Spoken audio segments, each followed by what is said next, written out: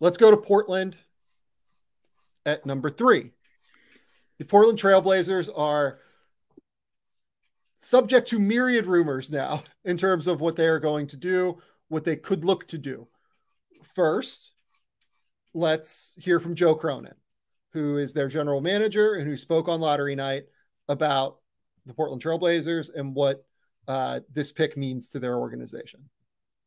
Anywhere above 5. Just in terms of like the options you have now this summer, how big of a difference is 3 from 5, 7? Yeah, I mean, we'll see. The market will tell, but I mean, I think three's significant. There's going to be some really good players available at 3 that could be great for us or somebody else, depending on how we, approach this draft. So, first and foremost, Joe Cronin. I've watched, I think, every press conference he's done so far in Portland. King of like trying to avoid saying anything at all. Yeah. Yes. Yep. Which is a vast change from Neil O'Shea when he was in Portland too. Really actively tries to not say anything at all. Obviously, he's saying, look, we're going to look into moving this pick. He talked about the market and what the market will dictate. And then he talked about what this could mean for something else. It's very clear they're tipping their hand that they're at least going to explore the marketplace in terms of a trade. I am less certain that Charlotte will do that. That's not to say Charlotte won't move the pick. But based off of what Mitch Kupchak's responses were versus what Joe Cronin's responses were, Joe Cronin is being active and aggressive regarding all of this. Yep. And I think he wants to be able to hear what is out there on the market, given the Damian Lillard of this entire situation. I think there's an element of this here, too, that he's signaling clearly from the very beginning. Hey, we're open for business. Whatever your best offer is, like, start preparing them now. We are definitely going to listen throughout the next month here. But it almost feels like he's hoping someone else will make the decision of what to do with Damian Lillard or keep or trade the number 3 overall pick for him by just making the right offer that he can't refuse, right? If the trade market comes back and they're getting a ton of phone calls because everyone knows they're open for business and they get that one offer they can't refuse, okay, now we know we have to start from scratch here. We've got to hit the reset button. Or vice versa, the phones aren't really ringing. Nobody's that enthusiastic about moving up to number 3, particularly because they don't know what will happen with Charlotte at number 2. And he's saying, all right, now we have to prepare as an organization a lot more to have Brandon and Scoot here. So I don't know, a lot of public posturing going on this last week. A lot of public posturing. I'm trying to figure out what I think is the most likely outcome for them. And I do think it is genuinely all on the table. Like, yeah. I really struggle with it because, like, here's the other thing. Like, that front office just got into place and they spent quite a bit of money putting that front office into place. And I would imagine that those front office executives feel pretty secure in their position right now. They're a newer front office. They really brought in a lot of very talented people, including, obviously Mike Schmitz is known for the draft. So, like, let's call him out here. Like, I would imagine that Mike and everybody in that front office feels very much like they have some, like, they're not going to get fired anytime soon. You know what I mean? Like, they're not in any danger of losing their jobs. Houston at number 4, those guys probably need to take a leap next year, right? I don't know I don't think Portland's in the same boat here, given that they just changed over the front office. They acquired a lot of talented front office people. It would be a lot to get rid of those guys that quickly. So, with that being said, it will be very interesting to me to see what their move is, because you can easily see a world where they just like, if Scoot Henderson falls, they're just like, we are taking Scoot. Like, why, if you're that front office, you feel like you have job security. Why wouldn't you take him and pair him with Shaedon Sharpe? You'd have the most athletic backcourt in the NBA for years. And Shaedon Sharpe showed a lot late in the season that he might be like a real dude that's like a difference maker for your team. And that's not to say you trade Damian Lillard. Maybe at that point, you have Scoot, you have Shaedon Sharpe, you retain Jeremy Grant. Could you maybe look into like an Anthony Simons and number 23 for DeAndre Ayton kind of thing? Like, is that something that would work? That seems like not disastrous, right? Like a Simons for Ayton kind of thing. For Portland, that's certainly not disastrous. I don't think. Maybe it's Nurkic and 23, for Ayton, but like you have to include other salary with Nurkic to get there money wise. So like, I'm just throwing things at the table, like on the table here in terms of like real potential things. Like maybe it's a 3-team deal and Portland has to get something else back to move Simons in 23, right? There are a number of things that you can do here if you're Portland. I don't think it's as simple as like, it's like one player that you're going out and acquiring for number 3. If you have DeAndre Ayton, Jeremy Grant, Scoot Henderson, Shaedon Sharpe, Damian Lillard, you retain Matisse Thybulle, retain Cam Reddish, you go out into free agency, you try and go get some minimum guys that you think can be high upside rotation players. That's like not a disastrous, that's like a potential quick turn, right?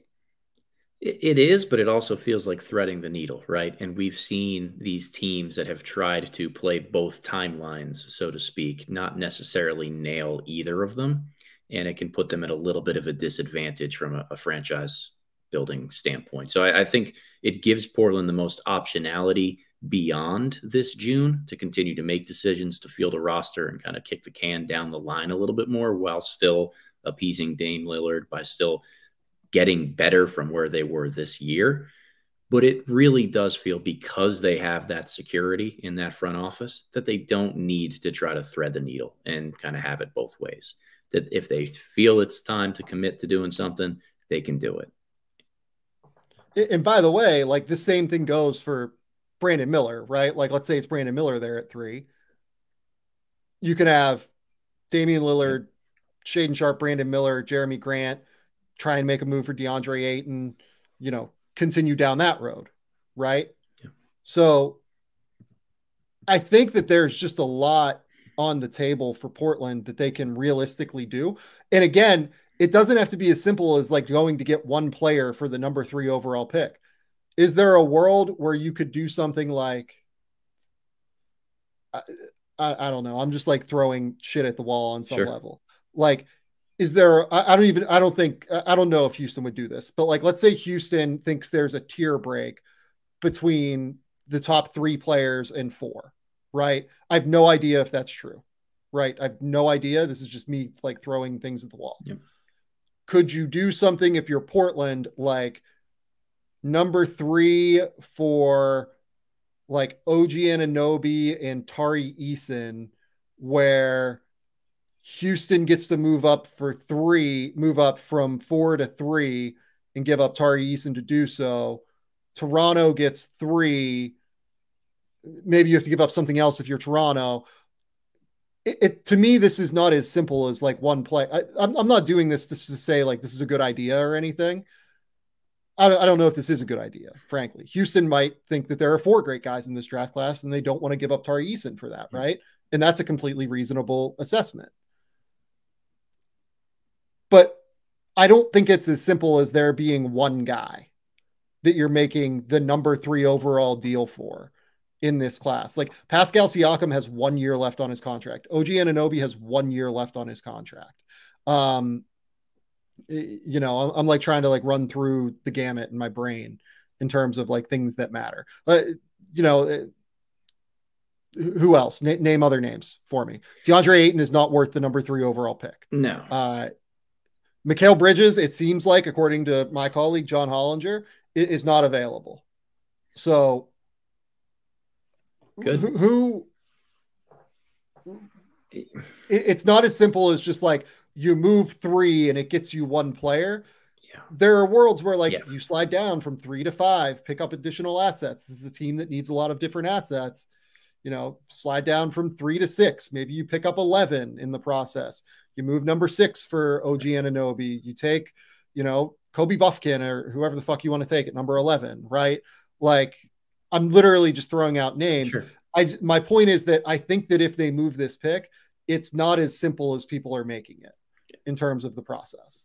Totally agree with that. And part of the reason, because as you mentioned, there isn't that one neat player available who is just as valuable, if not more valuable for this team than the number 3 overall pick. And like, I'm an evaluator by trade, right? I watch a lot more college basketball and pre-draft tape than I do anything else.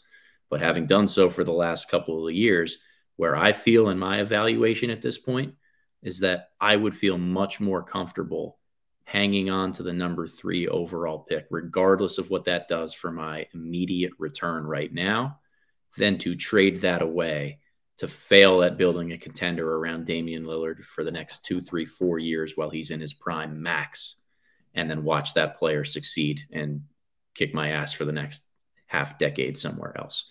That's just kind of where I see it, but that comes from a place of believing there is a very strong top 3 and top 4 in this draft class. Oh, just to be completely honest, if I was Portland here and I got this number 3 overall pick and Scoot Henderson fell to me, I would just move Damian Lillard. Like, I know that's not a popular take. Damian Lillard is one of my favorite players in the NBA. I adore him. Yeah. I think he is an unbelievable basketball player.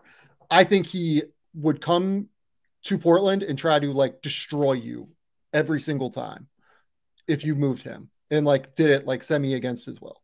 Yeah. But like if Dame comes to me and says, move this pick or I don't want to be here anymore, like move this pick for vets because I, you know, want to try and compete now. And the option is having, you know, 2 more years of Damian Lillard's prime or having 8 years of Scoot Henderson. I'm taking 8 years of Scoot Henderson plus what I get back for Damian Lillard.